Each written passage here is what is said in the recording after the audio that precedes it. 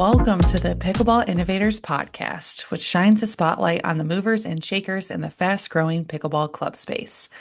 Today's guest is Kelly Bodner, owner of Pickle Penn in Carmel, Indiana, the first ground-up, purpose-built indoor pickleball facility in the state. Kelly built a true country club experience from dirt up, complete with locker rooms, a boutique pro shop, and a restaurant and bar overlooking the courts. In this episode, she shares what it really takes to build a membership-based club, how she's growing a younger demographic, and why pickleball is proving far more profitable than the restaurant attached to it. Let's get into it. All right, Kelly, welcome to the Pickleball Innovators Podcast. I really appreciate you making time for me. Thank you. Thank you for having me. Yeah, I'd love to hear about your backstory in the pickleball industry and what led to Pickle Penn. So do you care to just give me the rundown on how this all came about? Yeah, okay, so basically COVID. I live in a four-season town, and the only place that you could really play pickleball was on double-line taped courts that were old tennis courts and in recreational facilities or community centers, and there was really nowhere that you could play indoor pickleball. So being a pickleball player, I do have a home in Florida, and I was on a winter league there. And my husband happened to own a piece of property where his office building is now. And it was just like zoned for office, but it really took me getting him to the U.S. Open in Naples. I was like, you don't even get it, because he doesn't really play pickleball. We all start with the lines on our driveways. We all did that. If you had the luxury of having a tennis court on your property, you could double line and get two for the price of one. And I took him to the U.S. Open, and he was blown away. It absolutely, totally blew him away. He was like, I can't believe this. When he saw the shuttle buses running to and from, and that's when we started talking about it. And I did have to get zoned for a recreational facility, but I am the first ever ground up in the state of Indiana, so we started from dirt, and that's how it began. So we are like the first ever pickleball country club, although our restaurant, the kitchen at Pickle Penn, is open to the public. So, okay. And then we do let people come in and play up to 5 times, and then we nicely ask them to become a member. Okay. Describe the country club feel a little bit and some of maybe the amenities or programs that you offer, the community you've built essentially. Okay, so basically you pay an initiation fee to start with. And we do have locker rooms with lockers and showers and high-end amenities. We use good shampoos and body wash, and we provide probably a lot more for the women. But when you walk in and you go into the locker room, of course, we have hair ties, and we have deodorant and blow dryers and curling irons and all the essentials that you need, and really nice towels. And we also give our members towels when they come in, sweat towels. So you're actually paying for the facility. We have a really nice lounge area that includes I guess I would call it a boutique pro shop. So our goal is just to, whatever pickleball needs that you would need, we'll carry it. Even the little things. We don't carry a lot of shoes, but we carry socks. We stay up with the trends. Whatever our membership asks for or wants, we do our best to make them happy. Okay. Yeah. What made you want to go the elevated route? Was that just something that you personally wanted to enjoy, or just describe your thought process? There was a lot of talk of people building. And then, like, so many people were getting to take the warehouses. And then we had a huge grocery store go out of business. And people were like, I'm going to do courts in there. Doing a ground up one, I think I had a better chance in my demographic area because it's location. And I just happen to live in a high-end area in the state of Indiana, Carmel, Indiana. And I just really had to think about the people that I chose to do this, chose to be members, who would be members. So we went the country club route. So you pay a monthly fee, everything's free. Your court time's free, your open plays are free. You get one free clinic a month. You get the high-end amenities. We did a lot of giveaways at the beginning. If you came in and did a hard hat tour, you got a sweatshirt or a mug.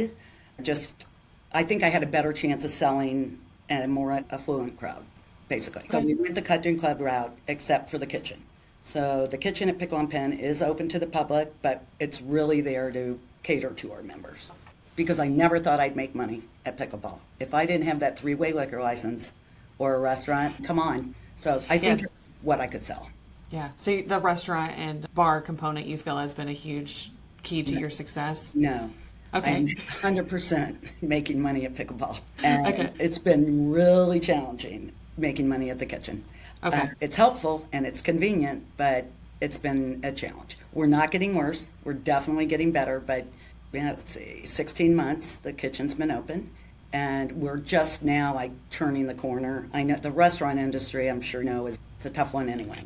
Yeah. But no, I'm definitely killing it at pickleball, and the restaurant is getting better daily. But I don't know what made me think I couldn't do one without the other. I guess it was 3 years ago, and I wasn't really, I don't know. But yeah, Well, hindsight's always 2020. yeah. And it's feast or famine. Either we're packed, like yesterday, St. Patrick's Day, we had a round robin that followed by a plated lunch, and we do it once a month for our members, and it's super fun, and we give them medals and green beads or whatever and green beer, and then we're packed, and then the next day you can hear a pin drop. So it's just all, I don't know, it's on a mezzanine and overlooks all the courts, so we have great viewing area. What have been the biggest learning lessons from this venture? And is there anything that you maybe do differently? Like maybe just talked about one, but any others? I think at the beginning I had a lot of cliques. So it's like a domino effect. So there's a close neighborhood nearby, and I am a like totally jurisdiction kind of area. And it'd be the same 4 people that have played forever, and they played in their cul-de-sac or their backyard or on their driveway, and they would come over, and they really didn't like to play with anyone else. So I think I had a few cliques going on in the beginning. That took quite a while to actually get them to meet others and to expand their horizons a little bit, because I depend more and I will work very hard. This is the hardest thing. Getting those 4 new members that walk in that don't know each other, getting them on the court together and a foursome that they can play every week. And I will spend hours trying to get a 4th. Just, can you play with this one? But I think with the cliques in the beginning, now they're going on vacations with people they never even met before, and that was a definite challenge. Yeah, very interesting and a changing dynamic, because I think when pickleball first started, it was a little more inclusive and everyone was like, let's just play with whoever. But then as it's evolved, it has gotten a little bit more cliquey depending on where you are. Right. So right when I opened about 18 months ago, my demographics were definitely a solid 57, 60, without question. And now we're like at 45 or even younger. Okay. So we have a lot of collegiate tournaments where we're at. We're the home of Indiana University Pickleball Club practice facility. Very proud of that as well. We have a big crossroads coming up that's all collegiate, 19 teams. Basically in the Big Ten, except a couple aren't. University of Kentucky is coming, though. I know. Oh, wonderful. Yeah. So we are getting younger, and definitely we have a Carmel Dads Club, and that's elementary school. And then we have a middle school, which is a youth organization that's really big in our area. And they come in a couple times a week, which is great. And they keep getting younger. They're getting younger by the minute. So Are you seeing that families are wanting to play pickleball together? that's the best. When the families do come in and play, we do have household memberships. We have junior memberships. But when the households come in and play, it's great to see a family together, and then they go right upstairs, have a couple kid meals with their entrees, and it is fun. That it is a great family sport that can entertain many ages. So that I really like about it. Yeah. And yeah. And any other keys to success or things that you're just really proud of? I'm really proud of my staff, and I really am really proud of all my members.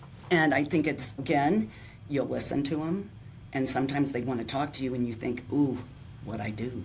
And you'll sit down, and they really just wanted to talk about how much their life has changed from being a member at Pickle and Penn. Or they wanted to thank me for introducing them. I introduced these 2 people less than 3 months ago. They literally just got back from a week trip together, both couples, which was really cool. But no, I'm proud of my staff and sticking with the game, because this is one roller coaster of an industry. It just doesn't stop. We don't even know. Sometimes we think, who is really in charge of making these rules? Does anyone really own this game? No, they really don't right now. So this is where my mind spends. What can you do, and how can you do it and be better than everyone else? So since no one really owns the game, I wouldn't mind owning it. I mean, but it's just a great sport. It's going nowhere but up. And I know this. It will be in the Olympics. It won't be a club sport in college anymore. It will be a real sport, and it'll be a sport in all high schools and middle schools. It'll be everywhere. So I'm not worried about that at all. So, yeah, things are just getting started for sure. yeah, it's been a great experience. If I did it over again, I would. I would like to have more courts. I just don't really have the space, but I do have 8 cushioned, beautiful courts.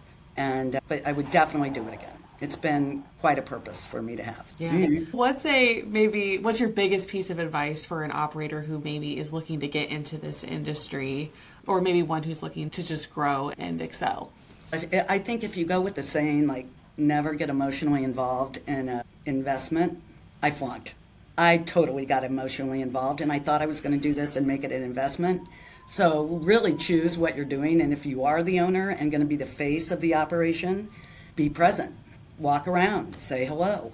I think that's been my best asset, just listening to him. I had a guy talk to me about his health problems, and I just listened to him. And people just want to talk about their son got into Harvard. I'd be excited too. I was like, I'd be talking about it if my son got in Harvard too. You just got to listen, be present, get to know your members a little bit, and keep that smile on your face and be on. I don't know. But, yeah. I think it's a good point, because I think there's a lot of people who are very passionate about playing pickleball, who are opening pickleball businesses, but then once you actually do that, it turns into more of a hospitality business. And like a vortex, but yes, it does turn into it's a vortex though. Am I making millions? No. Will I? Probably. I don't know. I never say never either, so you never know. Yeah. I wouldn't expect to be here now and on your show. Look at me now. It's so yeah, we're only going up. So I love it. And then you mentioned Chris Sears, who's the founder of Indianapolis Pickleball Club, and you're a part of a club versus club league with independent operators in Indy. What's the value of being a part of that and being able to network with other operators in your area? I think that all of us, we're all on different sides of town. So the competition, I have to take myself out of it a little bit, because I'm in a different country club style and not like walk in and pay $1 or $10 or whatever.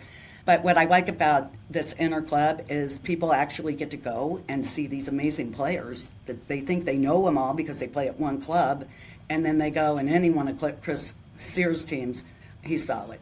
His players are solid, real players. It was a very humbling experience to play in this league.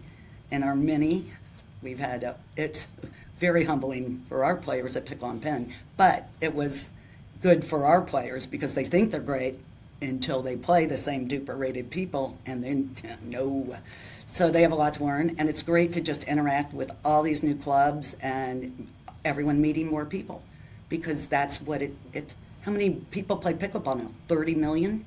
That's a lot. It's a new networking game. Forget golf. Just spend, you play 90 minutes of pickleball, go upstairs, have a beer and a club sandwich, and boom, sign the deal, because you don't need a whole day anymore. So I really think that's just networking with other people and meeting other people that even though they play pickleball, it's a whole network in itself.